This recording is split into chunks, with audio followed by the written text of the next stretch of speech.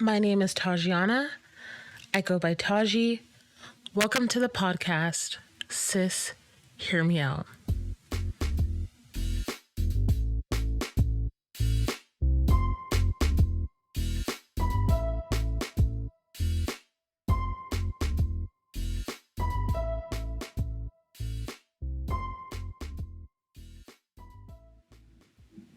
Okay, guys, so today I really want to talk about being a Black female in the workplace and home and church. I kind of just want to touch on those kind of lightly, but also like give some of my backstory on, just my life experiences about those. I do want to apologize because I am days late with this. Oh my gosh, guys, keep me accountable. Say, hey, girl, where's that episode that you promised us? So just keep me accountable, engage with me so I can be on top of it. Because this is something that I'm really excited about. So I'm like, let's do it. And so, yeah, I just want to really dive into the Bible about this because I feel like that opens up so many things and doors, how like this conversation could go, and like how like I don't know, just I feel like it really just opens up my mind and stuff like that. So we'll start off with John 16. It's the NIV version. So it's 16 verse 33. I have told you these things. This is Jesus talking. I have told you these things so that in me you may have peace. In this world you will have trouble. But take heart. I have overcome the world. And so when I read this verse, I'm like, oh my gosh, because I think a lot of people get this misconception of like Christianity is this, like you're supposed to be happy all the time, happy-go-lucky, this, that. And I feel like it's not like that. I feel like this verse totally contradicts that whole mindset, and it's more like he's warning us like you do go through things, you will go through things, but also to remember that I overcame that. Like it's done. Like I'm good, we're good, there will be no tribulations, but while you're in this life, for right now, there will be. And so in a sense, it's almost comforting because I feel like a lot of us can get in this mindset, specifically me. I'm talking about me when I say a lot of us. I can get in this mindset like, oh my gosh, this always happens to me. This always happens to me. Like, I'm always the one to be going through something for what? For nothing. When I work so hard to get it out of my life, like it just comes back, or something happens and it's just like, what is going on? Like I never get a breath. But that's something that he warned us about. Like you will be going through this. You will be stressed one day. You will be this, you will be that, but that's because of sin. And so just to know that there is a way out of it, and to know that, like, it makes me just real comfort, or I feel comforted. So I just want to thank Jesus on that word, and I want to thank Jesus for bringing my eyes to that, because it really now, like, when I see that verse, like, I can think about it every day and be like, okay, we're supposed to be going through these things, and this is a test on how I'm acting and how to act. But yeah, there's just some word right there. And so at first I kind of want to talk about like what my standards were as a little girl, and then I want to jump to home. And when I say home, like what it's like for me at home, and what it means for me to be a Black woman in the home, what it means for me to be a Black woman and work, and be a Black woman at church. And like, just these are just like little stories and and situations that I've been through that have shaped my mind to what and who I think I am today. And so, I want to talk about as a little girl. So as a little girl, I was so proud because I was Black and I had parents that were married. We lived in a house and they worked hard. You know, my mom was a medical assistant and my dad like painted countertops and stuff like that. So they were always at work. You know, we got the daycare life. We got the, like, literally, I guess you would say the, like, I want to say like the lower middle class kind of lifestyle, if that makes sense. And so I was really proud in that because, you know, when you hear in the history books and like some of the schools I was going to, I know that the statistic is most people my age, Black women, I know they either didn't know their dad or, you know, they were kind of growing up in like a broken home and they were, like I was just lucky to be where I was. And so I took pride in that. And my parents were high school sweethearts, and that's just like not a normal, like, I didn't hear that a lot around me. Like, I just knew that I stood out just because of those things. And so I took pride in that. I was like, wow, like, you know, when I get older, I'm going to be married with kids. And like, I mean, I don't want kids, but I was like, you know, I'm going to be in a 2-person household because that's what I've seen. Like, that's what my house was. And, you know, to me, it looked perfect in my eyes later on. You know, of course, I found out it wasn't perfect, but like, it was beautiful to me. It was something that I held true and dear to my heart. And so, I feel like when they broke up, like my world crushed because I was like, what? Like, this is something that I held on to. This was my solid ground.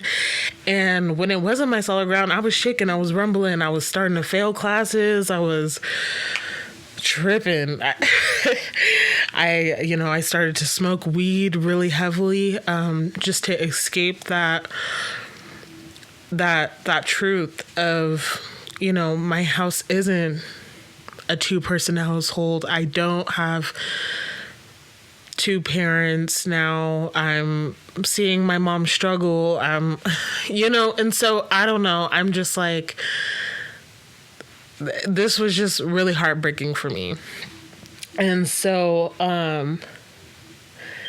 I just feel like that's what I based my whole world on. And, you know, I feel like from there, my experiences as a teenager became more intense and more like, you know, I started to want, I tried to keep my eyes on the prize, but I was so stressed and so exhausted from like the weight of what I was now carrying that I was getting distracted.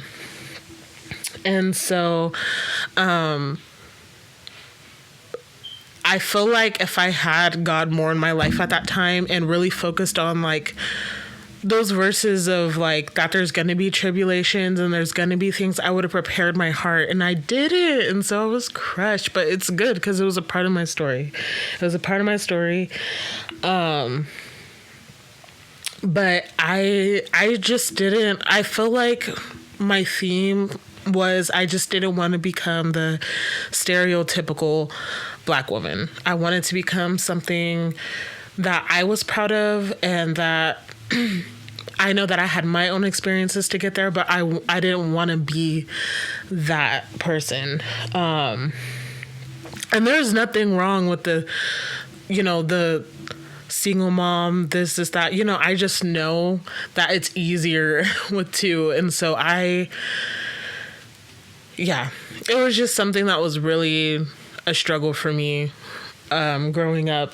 And so now that I am 24, And I have my own 2 kids, and my relationships, I'm learning things are as easy as they seem, in your head when you're a little girl. And so it's been a journey, and I've been so grateful.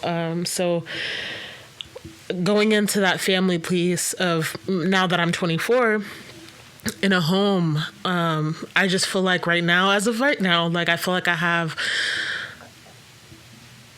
a lot of stress and pressure of having everything perfect in the house. I feel like I want to make sure that the kids shower 2 days a week, or two days a week.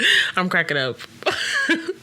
Like 4 days a week, and cook dinner every night, and make sure all the clothes are folded, and make sure all the dishes are done, and my floor mopped, and my windows clean, and just like everything. I want everything to be perfect. And I feel like where I fail as a Black woman specifically, because they're looked at as like hardworking people, and so when those things aren't done in the house, I'm like stressed out. I feel like I'm like all over the place, and that I'm failing my children. I'm not a good mother. But I've come to realize that that's not the case, and that I'm a good mom. It's okay for me to, leave a couple of dishes in the sink and not do a load of laundry, just to rest and to really like take every day one step at a time. I feel like lately what I've been doing is, waking up a little bit earlier, or after. So I try to put the kids in bed by 8. I make sure after the kids are done, then get straight to do what I want to do. Like if I want to do that facial routine, do it. If I want to do my nails, do it. But just to make sure that I make that time for myself, because I know that it's easy to forget when you're living your daily life, in and out, in and out, in and out. So I don't want this to be super long, so I'm just going to skip to the next one, and it comes to work. Like I said, I feel like a lot of society views Black women as very hardworking people. So I feel like I overachieve at work, and I make sure that everybody likes me. I'm like, do you need this done? Do you need this done? I'm like very sensitive to everybody's feelings, because,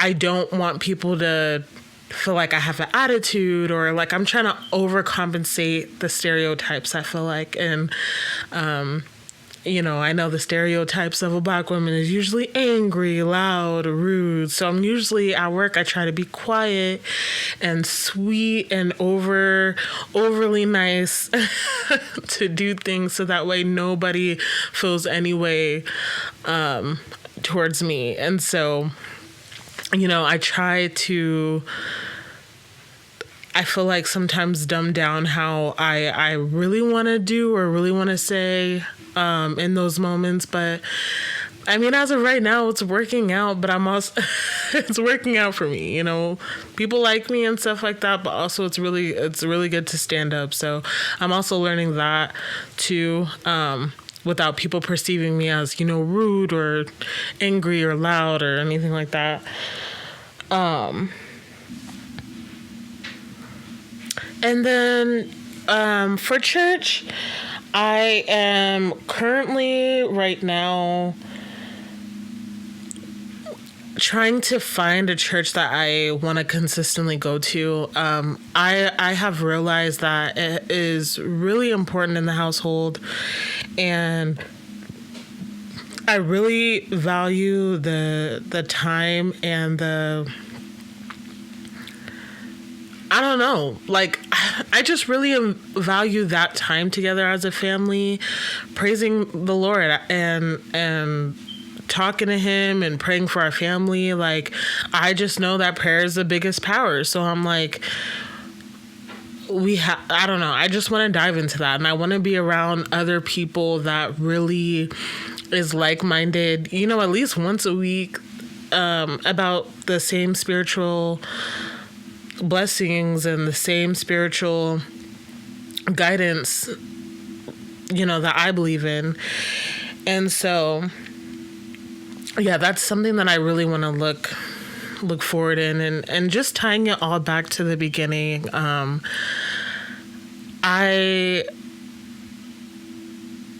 I read the Bible, I currently have 2 kids out of wedlock. And so,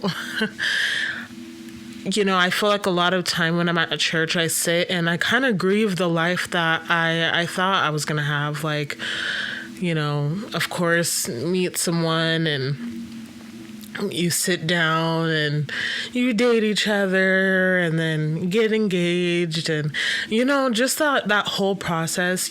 Sometimes I feel like when I go to church, I really do grieve that process. And one day I'll tell you how I had both of my children and stuff like that, and they're wonderful boys. I love them so much. They're so freaking funny, and yeah, they're a pleasure to have in my life, and I love them. But I feel like a lot of people don't talk about that grievance that you do have when, things aren't going the way that you thought they were going to go when you were little, and when you thought about relationships, and when you thought about your little fairy tale ending. I feel like a lot of people don't talk about that grief that you get. And, to me, that's what makes me, dive into the Bible. Like, okay, I see this isn't the life that I thought I was going to have. So what do you say I should do moving forward, so I don't get stuck in this mindset? And so, yeah, church has been beautiful. Church has been really kind to me mentally. And so my journal is getting filled for sure. And so, yeah, I feel like this episode today was just a lot about like how I view myself and how I see myself. I see myself as this woman that's really taking it one day at a time. Like, one day at a time. Like, oh, I got the kids to bed. Great. Oh, I, took a really nice shower. Great. I did my nails today. Great. Hair done. Great. I did a load of laundry. Wow, pat on the back. I got the kids' clothes ready. Great. And I paid a bill today. Great. Like, I am really taking it one day at a time, because I realize now that that's the only thing I can do in order to mentally stay sane. Like, you guys know the world right now. It's a mess. It's a mess. And so I feel like when you take every day slowly and really appreciate the little things, I get to really see my kids grow up. I get to see what new words they're using. I get to see how I'm thinking and how I'm processing, and even my beauty, like even looking at my face, my eyes, like really getting to know myself. And going to the gym, I'm going to the gym, I'm praying, going to the gym, watching a show, like just those little things in life that I'm enjoying. And I don't know, I couldn't be more grateful and more proud and more, just thankful for this experience called life. Like, honestly, I've learned so much, and I feel like I can relate to so many people. I mean, man, the tribulations just don't stop. And so I'm glad that he is warning us about these things, so we don't fall into that mindset. And it's easy for me to fall into it. Like, sis, it's so easy. And I'm telling you to don't do it. Don't do it. All right. Like, look some things up for you to do every day and take it one day at a time, because it can be so overstimulating. It can. And so I just want to encourage you guys to just slow down, take a second, breathe, pray, put your feet up, and let's get into next week. 'Cause we got